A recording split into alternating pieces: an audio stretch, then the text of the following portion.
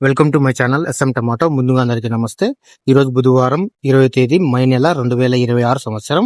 ఈ వీడియోలో మనం మదనపల్లి టమాటా మార్కెట్ లో స్టాక్ ఎంతవరకు వచ్చింది, టమాటా ధరలు ఎంతవరకు వేశారని చూద్దాం.